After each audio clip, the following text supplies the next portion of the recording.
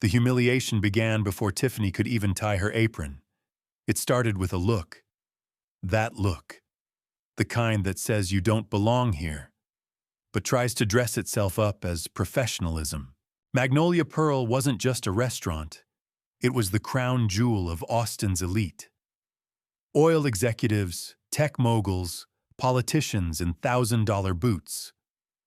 The place smelled of saffron, oak, and money. Tiffany was a shadow in this world. Young, black, invisible, except when someone needed something or wanted to feel important. Tonight, the laughter was louder, the tips were smaller, and the chef's knife glinted meaner under the kitchen lights. Tiffany had learned to expect little from people like Chef Raymond and Manager Doug. But nothing prepared her for the new policy, unveiled the moment she stepped onto the floor, trying not to tremble as she tied the last knot of her apron. She reached for the menus at the podium, only to have Chef Raymond's big hand slam them shut. "No need for those tonight," he said, voice low and mocking. "Just hand out these." He pressed a thin, half-creased paper into her palm. Tiffany glanced at it. 7 items: meatloaf, fried chicken, potatoes, no vegan, no kosher, nothing remotely upscale or sensitive, just white menu scrawled at the top. Doug, the manager, grinned over Chef's shoulder. "Special for tonight," he said, voice syrupy. "For the right kind of guest. You know how some folks get, always complaining. This is for the ones who don't." He didn't say the rest. He didn't have to. Tiffany felt her cheeks burn, but she swallowed her protest. Her mother's medical bill was taped to the fridge at home, the numbers growing like mold. She needed this job. She needed the tip money. She needed to survive. So she pressed her lips together and stepped out onto the hardwood, carrying menus she didn't believe in, serving food she wouldn't eat, smiling with someone else's mouth. She moved from table to table, an expert in being invisible, until the world shifted again. It happened just after 11:30. The dinner crowd was thinning, but then he arrived. Trevor Street, James, all sunburn and expensive watch, white smile bright against his tanned skin, son of an oil dynasty. A man who didn't have to work for anything, except maybe the right to sneer. With him, 2 men in navy blazers, shoes that cost more than Tiffany's rent, and eyes that slid over her like she was the furniture. They didn't bother with small talk. Their table was always reserved. Doug hurried over, all teeth, all bowing and scraping, and personally set the white menu in front of each man, winking at Tiffany as if she was part of the joke. She was just a prop. She knew it. She'd felt it all her life. Their voices carried, low at first, then louder as the whiskey flowed.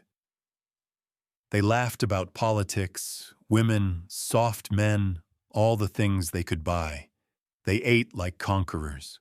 They left crumbs for the help. Tiffany kept her head down and tried to become invisible, but Trevor wouldn't let her. He leaned back in his chair, loose and lazy, his tie dangling like a noose undone. "Hey, darling," he called, loud enough for the nearby tables to hear. "Come here a second." She went, because that's what you do when the powerful snap their fingers. He looked her up and down, slow, deliberate, the way you look at something you bought and found a scratch on. "You ever sing, sweetheart?" he asked, grinning at his friends. "My grandma used to say, every girl in the South has a voice. Some just need a little encouragement." His friend Greg, the manager, added with a leer, "It's a Magnolia Pearl tradition. We all play along." The table howled. Doug laughed too, then looked at Tiffany, daring her to make a scene. "Sing us something old," Trevor continued, swishing his glass, eyes glittering mean. "Something your grandma would sing picking cotton, yeah?" That's worth a tip, right, fellas? His words slid across the room, slick and heavy as oil. Tiffany froze. Her first thought, run. Her second, mom's bills, the overdue notice, her little sister's inhaler. Her hands trembled. Her mouth was dry. Her face burned with shame, and with something older, deeper. She remembered her grandmother, hands rough with work, voice strong as oak, singing while she braided Tiffany's hair at night. The songs were never for show. They were for survival, for love, for memory. Tiffany looked around. People stared, waiting. Phones appeared. Someone was recording. Someone always was. Doug leaned in, hissing through his teeth. Just do it. It's your job to entertain. That's what they're here for. The words stung. Tiffany's jaw clenched. She closed her eyes, blocking out the lights, the faces, the laughter. And then she began to sing. The first note was barely a whisper, wavering and thin. Someone in the back snorted. Another voice. Bet she doesn't even know the words. But Tiffany kept singing. Her voice rose, gaining strength, flowing out of her like water breaking a dam. She sang the old spiritual her grandmother used to sing on stormy nights. The one about chains breaking, about hope stubborn as wildflowers. The laughter faded. Trevor's grin slipped. Tiffany kept singing, her voice braiding sorrow and defiance, pain and pride. The room seemed to contract, the air heavy with something unspeakable, a history never far from the surface, a wound pretending to be a joke. By the time she hit the chorus, her voice had become a bell. It rang out, pure and high, echoing off glassware and polished wood, demanding to be heard. People stopped recording. Some lowered their phones, embarrassed. A few shifted in their seats. Trevor watched her, a strange look in his eyes, a flicker of discomfort, maybe even fear. But Tiffany wasn't singing for him. She wasn't singing for the men in suits or the woman in pearls, or even for Doug, who looked like he'd swallowed his tongue. She was singing for herself, for her mother, for her grandmother, for every woman who had ever been told to entertain to survive. The song ended on a single hanging note. For a moment, the restaurant was silent. Even the kitchen seemed to pause. Then, without warning, a woman at Trevor's table stood up. Tall, blonde, immaculate, with a diamond ring that caught the light. Her hands trembled. She pressed them to her face, eyes shining with something sharp and unspoken. She turned and fled, heels clicking, perfume trailing after her like a ghost. A silence, dense and absolute, fell over the restaurant. Trevor's mouth worked, but no words came. His friends shifted, suddenly less sure of themselves. Doug looked away. Tiffany stood there, chest heaving, the echo of her own voice ringing in her ears. Somewhere, slowly, applause began. First one person, then another. It built, hesitant, then bold, until it filled the room. But Tiffany didn't bow. She turned, untying her apron with shaking hands, and walked toward the back. She didn't look back. The world outside Magnolia Pearl had not changed. Not yet. But inside her, something had shifted forever. Tiffany had found her voice, and for one brief, impossible moment, the world had been forced to listen. The aftershock of the song lingered, crackling through Magnolia Pearl like static after a storm. Tiffany sat in the cramped staff locker room, hands still trembling. Her apron, neatly folded, badge still clipped, lay on the bench beside her. Out in the restaurant, applause had faded, but the stares and whispers remained, heavy as Texas humidity. She'd done it. She'd sung, not for their amusement, but for herself, for her grandmother, for survival. But survival wasn't always triumph. Doug burst in, red-faced and sweating, slamming the door behind him. "What the hell was that?" he demanded, voice a harsh whisper. "You want to get fired? That wasn't a request, Tiffany. That was for the guests. You made a scene. Mrs. St. James just stormed out, and now Trevor's threatening to call the owner. Do you understand what you've done?" She opened her mouth, but Doug cut her off. "Save it. You embarrassed Magnolia Pearl. You embarrassed me. I've got people, important people, on the phone demanding answers. Stay here until I figure out what to do with you."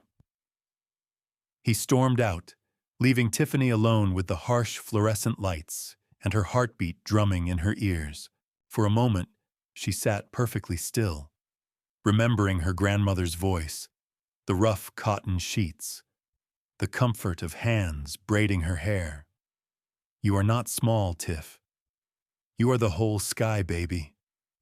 Don't you ever let them teach you shame." But shame, like an old injury, ached in her chest. She pressed her fists into her thighs and tried to breathe. She didn't know how long she sat there. Minutes, maybe hours, long enough for the room to grow stuffy, for the music from the bar to fade into a low, menacing buzz, long enough for anger to cool, to settle into something harder, sharper. She'd survived worse. But this wasn't supposed to happen tonight. She checked her phone. 3 missed calls from her little sister, 2 from home. No voicemails from the hospital, thank God. She called back, keeping her voice light. "Hey, Kayla, you finished your homework?" "No, I'm okay. Just a long shift." "Yeah, I promise. Tell Mom I'll be home soon." She hung up, voice steady, then stared at the dark screen, feeling the lie settle in her bones, the reality. Her mother's illness, the growing stack of bills, the landlord's warnings, the responsibility that pressed down on her until she could hardly breathe.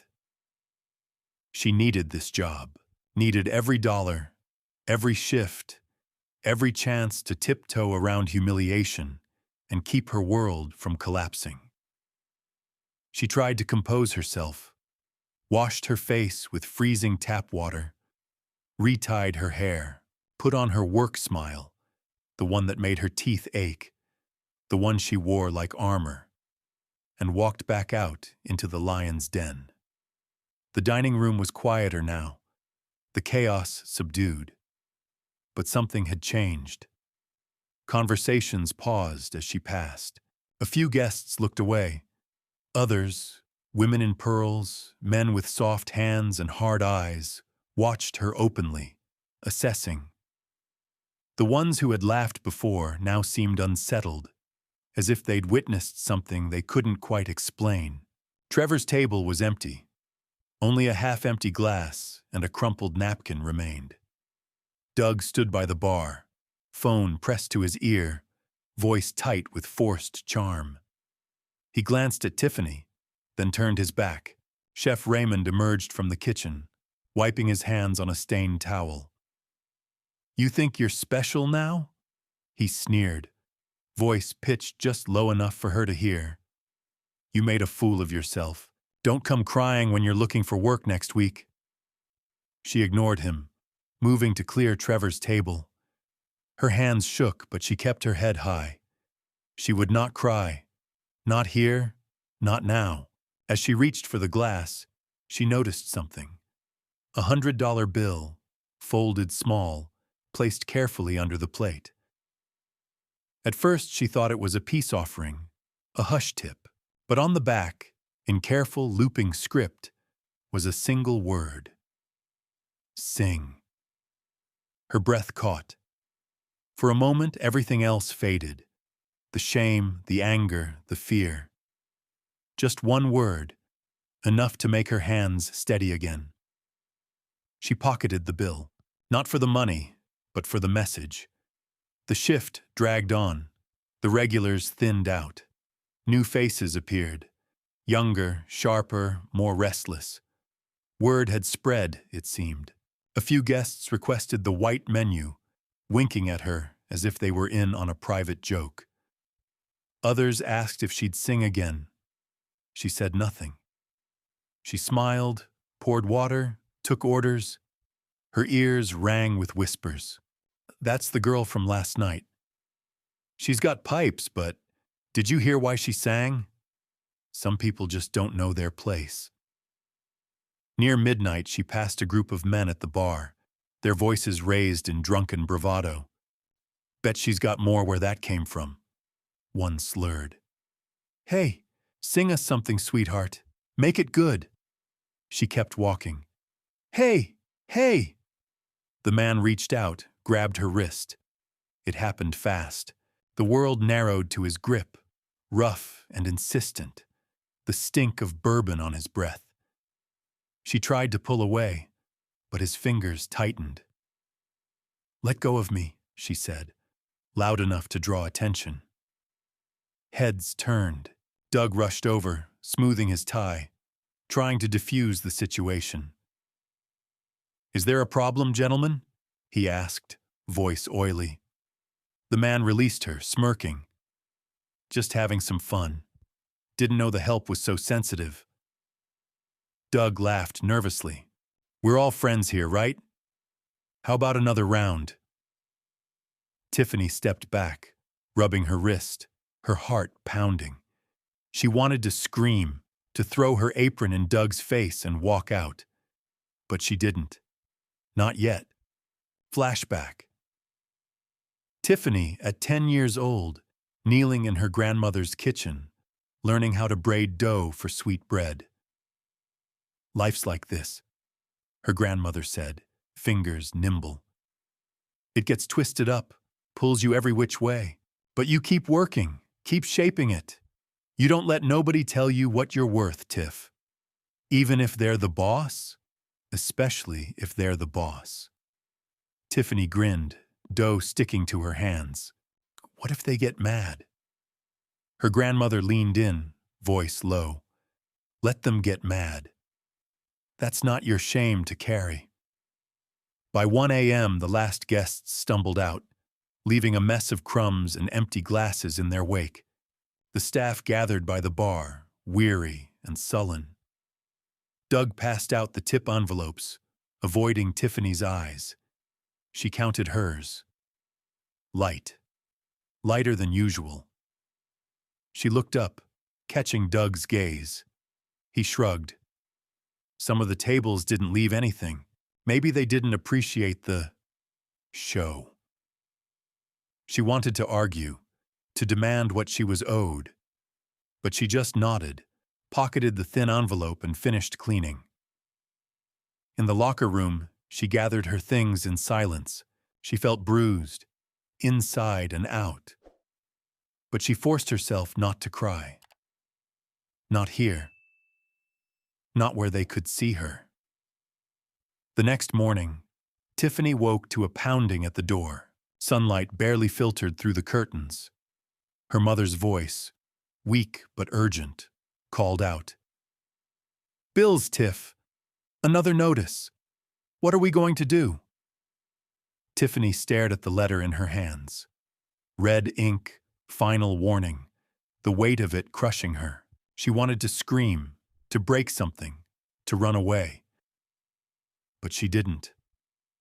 She made coffee, helped her mother dress, packed her sister's backpack for school.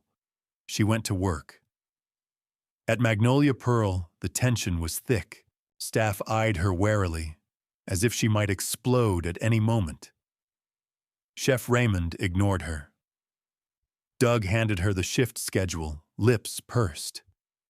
You're closing tonight. And no singing, no theatrics. Understood? She nodded. He lowered his voice. Trevor called. Said you made a scene. Said you were unprofessional. We can't afford bad press, Tiffany. One more mistake and you're gone. Got it? She nodded again, biting her tongue. He paused, as if searching for something human inside himself. Just keep your head down. Do your job. Let the rest blow over. She walked away, the words ringing in her ears. Let the rest blow over. Easy for you to say. That night, the pressure mounted. The kitchen was understaffed, the orders piling up. Chef barked orders, his anger radiating out like heat from the stove. Faster, Tiff! These aren't your grandma's biscuits. She worked twice as hard, 3 times as careful. Still, nothing was good enough. Plates came back. Wrong order, wrong temperature, wrong attitude. Doug hovered, checking the guest list, muttering about reviews, about influencers, about the brand. A blogger at table 9, a local councilman at table 4, a reality TV star by the window. Tiffany moved from table to table, a ghost in the machine. Every gesture rehearsed, every word measured. A woman in a fur stole waved her over, eyes icy. Is it true what they say? That you sang last night? For money? Tiffany blinked. I sang, not for money. The woman sniffed. That's not what I heard. Some people just don't know their place. The world's changing, but standards shouldn't. Tiffany forced a smile. Is there anything else I can get you, ma'am? The woman waved her away, as if shooing a fly. In the kitchen, Raymond cornered her. You think you're special now? You think one little song makes you untouchable? I've seen girls like you come and go. She stared at him, silent. He leaned in, breath hot with rage. You make one more mistake, I'll make sure you never work in this town again. You hear me? She did, but she didn't break. Flashback, 17. Tiffany standing at the edge of a school auditorium stage, heart hammering. The guidance counselor, a thin, sharp woman, shaking her head. Your grades are good, Tiff, but you need to be realistic. College isn't for everyone. There are scholarships, but, well, you know how it is. Tiffany's mother, standing beside her, fierce even in illness. You mean black girls from the East Side don't get chances? That's what you mean. The counselor blushed, looked away. I just mean it's competitive. Her mother squeezed her hand. You are not small, Tiff. Remember that. The dinner rush hit, a wall of noise and need. Tiffany moved on autopilot, taking orders, clearing plates, refilling glasses. Her feet ached, her back throbbed, but she didn't stop. Near the bar, Doug whispered to Raymond, voices urgent. She caught snatches. Press, fire her, owner watching, can't afford scandal. The words washed over her, white noise. A customer at the window waved her over. A young black woman, smartly dressed, eyes kind. You're Tiffany, right? She asked, voice soft. From last night? Tiffany nodded, wary. The woman smiled. My mother used to sing that same spiritual. You reminded me of her. Thank you. Tiffany blinked, surprised. Thank you. The woman left a generous tip, slipped a note onto the table. Don't let them take your song. The night wore on. Doug grew more agitated, pacing the floor, snapping at staff. At closing time, he cornered Tiffany by the dish pit. You need to understand something, he hissed. People like you, girls who make trouble, don't last here. We can find a dozen just like you. Don't make us regret giving you a chance. She stared at him, something inside her finally snapping. I show up, I work, I don't make trouble. But I'm not here to be your punching bag. His face reddened. Careful, Tiffany. You're on thin ice. She didn't flinch. So are you. She left, heart pounding, hands shaking, but taller than before. At home, the apartment was dark, quiet except for the hum of the fridge. Her mother slept. Her sister curled up on the couch, clutching a library book. Tiffany made tea, sat at the kitchen table and let herself feel it all. The anger, the shame, the stubborn, aching pride. She remembered the notes. The one from the guest, the one from under Trevor's plate. She unfolded them, reading them again and again, letting the words settle in her chest. Sing. Don't let them take your song. The next day, she woke to a new message. This one in her inbox, subject line blank. Heard you sing. Don't let them silence you. We need more voices like yours in this city. S. She read it 3 times. She didn't know who S was, but the message felt like a thread, something to hold on to in the dark. She went to work. But Magnolia Pearl was different now. Word had spread. Among the staff, the regulars, the neighborhood. Some people avoided her. Others watched her openly, waiting for her to crack, to quit, to give them a story to tell at parties. Doug was colder, more distant. Chef Raymond barked orders but didn't meet her eyes. But Tiffany was different too, stronger, quieter, less willing to bend. She worked her shift. She smiled when it was required, but only then. She kept her head high, her voice steady, her back straight. She was not small. She was not invisible. And every time someone tried to remind her of her place, she remembered her grandmother's hands, her mother's voice, the notes folded in her pocket.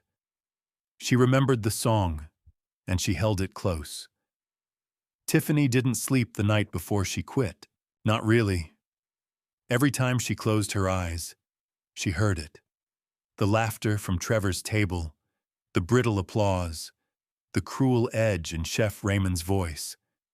Doug's threats. She remembered the cold humiliation, the burning shame, but also the song, the way it rose inside her like a living thing, impossible to silence. She lay awake, staring at the ceiling, thinking of her grandmother's voice, her mother's worry, her sister's hope.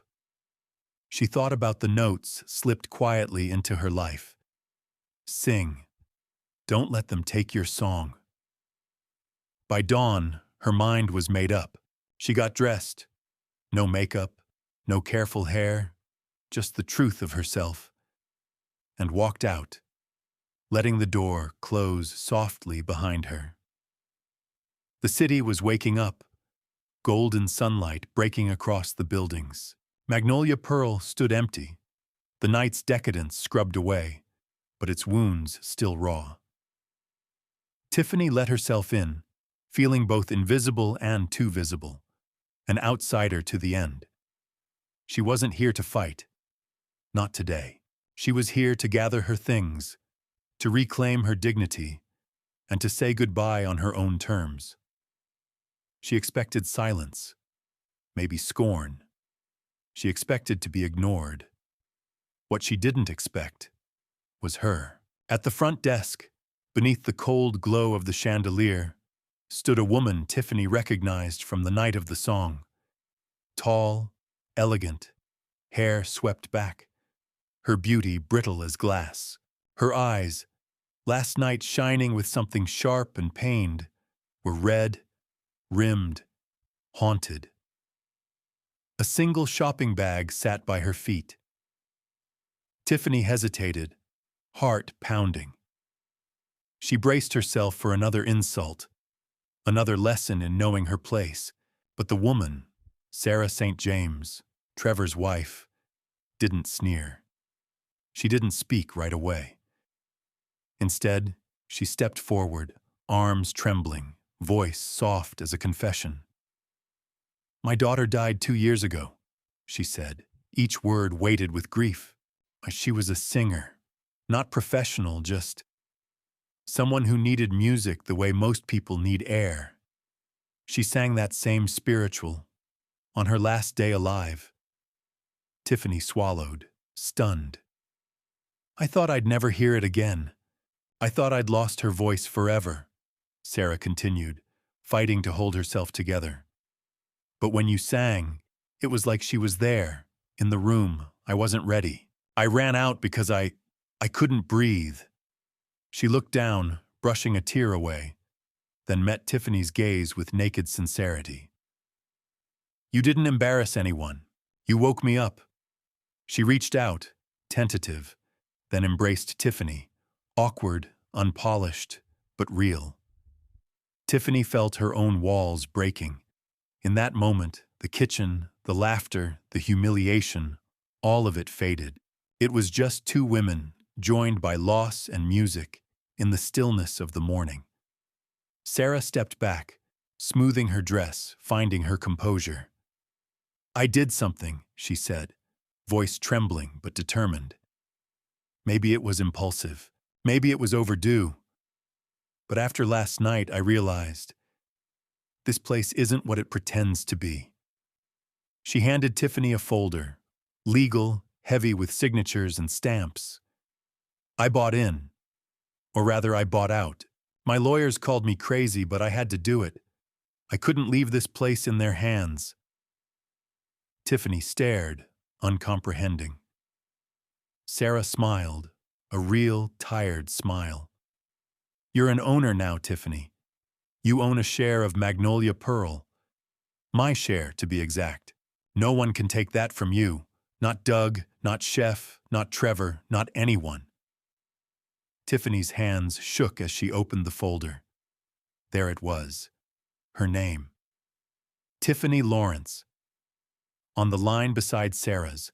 Legal, binding, true. Why? Tiffany managed, her voice hoarse. Sarah looked her in the eyes. Because you have the one thing this place desperately needs. A voice, and the courage to use it. You didn't sing for their entertainment. You sang because you couldn't stay silent. You reminded me of what matters. She paused, her gaze sharpening. Make this place better. Make it what it should have been. For people like you, for people like my daughter, for everyone who was ever told to keep quiet. She pressed a note into Tiffany's hand. And one more thing. Don't ever stop singing. Not for them. Not for anyone. You have no idea how many people need to hear it. The next hours were a blur. Doug arrived late. A coffee in one hand, phone in the other, already scowling. When he saw Sarah, he straightened, the easy arrogance returning to his face. Mrs. St. James, we weren't expecting.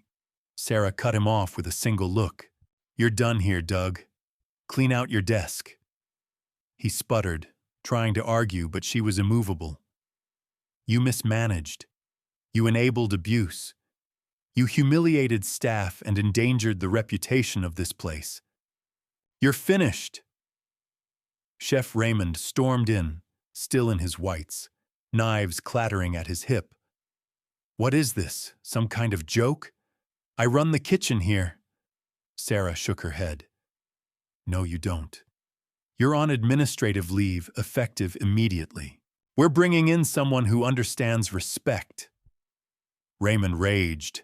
Doug fumed, but neither could stop what was already in motion. Security appeared, firm, polite, absolute. Within the hour, both men were gone. The kitchen felt lighter, the air cleaner. The rest of the staff watched, eyes wide, as the old regime collapsed. Tiffany moved through the day as if in a dream. She met with the new team, signed more documents, sat with Sarah to discuss changes. Fair pay, health insurance, respect, a living wage, real training, no more white menu. Most of all, a promise. If you ever feel unsafe, Unheard, unseen, come to me. Or better yet, make yourself heard. This is your place now, too. She couldn't stop smiling, couldn't stop crying either. The staff rallied around her. Some, like Maria, the line cook, and Elijah, the dishwasher, hugged her, whispering thanks. Others just nodded, relief clear in their faces. Word spread. Magnolia Pearl had new ownership, new rules, a new soul. And by evening, as the candles flickered on the polished tables, the place buzzed with a different energy, laughter that wasn't cruel. Music, not just piped in, but real, soft at first, then bolder, swelling with hope. Friday night became live music night. No auditions, no velvet rope, no white menu. Just a microphone and a welcome for anyone brave enough to share their truth. Sometimes Tiffany sang. Sometimes she just listened. Always, she made sure that everyone, no matter their skin, their background, their dreams, had a seat at the table. Final scene. Late one Friday, the lights dimmed. The last guests gathered close. Tiffany stood at the edge of the stage, fingers trembling, not with fear, but with possibility. She took the mic. The staff, the regulars, new faces, all looked up. Silence fell, a kind of anticipation, heavy and hopeful. She closed her eyes, remembered her grandmother, remembered every slight, every humiliation, every act of quiet resistance that brought her here. Then she sang. Not for tips, not for survival, not for anyone's entertainment. She sang because it was her right. She sang for everyone who had ever been told to be quiet. She sang until the walls rang with truth and memory and hope, and the world, at last, listened.